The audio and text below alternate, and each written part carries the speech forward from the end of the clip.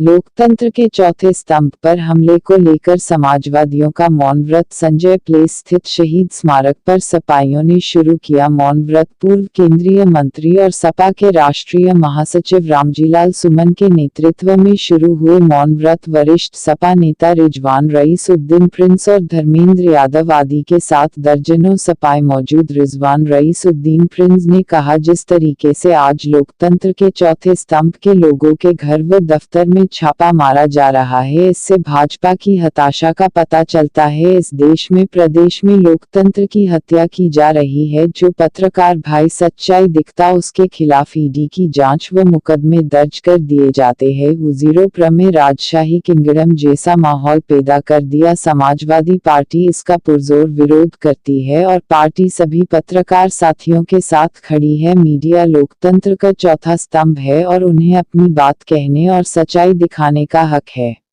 आज हम लोग सुमन जी के साथ शहीद स्मारक पर मौन व्रत रख इस सरकार के खिलाफ विरोध दर्ज कर रहे हैं। आगरा से एडी न्यूज़ 15 सच आप तक के लिए सलामुद्दीन अब्बासी की रिपोर्ट। हमसे जुड़े रहे हर खबर के लिए।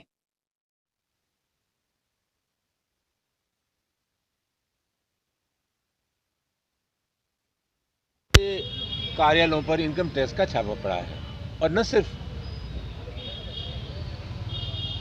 ये पत्रकारों के दो संस्था ने इनके यहाँ छापा, अपितु देखने में आया है कि पिछले दिनों जिन लोगों का निष्पक्ष पत्रकारिता में विश्वास है और जो पत्रकारिता की प्रतिष्ठा और गरिमा को बचाए हुए हैं, उन सभी पत्रकारों के खिलाफ व्यवस्थित हमले करने का काम यह भारतीय जनता पार्टी की सरकार कर रही है। समाचार भारत का गुनाह ये था, भारत समाचार का गुनाह ये था कि जनता के सम्मुख सच्चाई लाने का काम कर रही थी, चाहे हाथरस का प्रसंग हो, चाहे कोविड का मामला हो।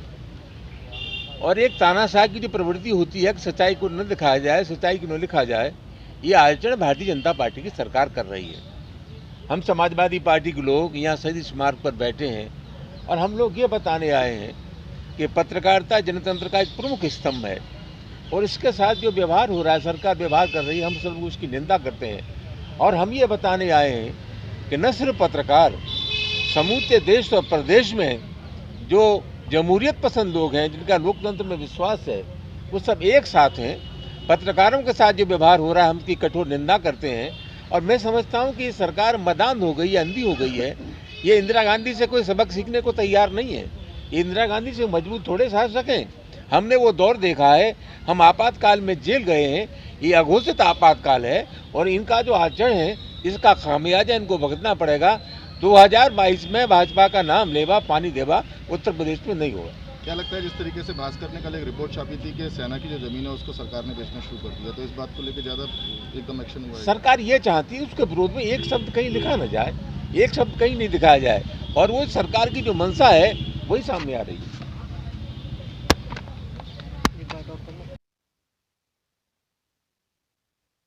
हम लोग इसलिए केंद्र और राज्य में जो धर्मांध सरकार है, अंधविश्वासी सरकार है, जिसका वैज्ञानिक दृष्टिकोण से कोई लेना देना नहीं है, वो सरकार पूरी तरीके से स्वास्थ्य सेवाएं देने में फेल हो गई।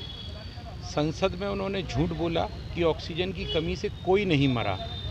कुछ पत्रकार जगत के लोगों ने इस चीज़ को उजागर किया, जो वास्तविकता में सच्चाई थी। देश में तमाम लोग ऑक्सीजन की कमी से मारे गए।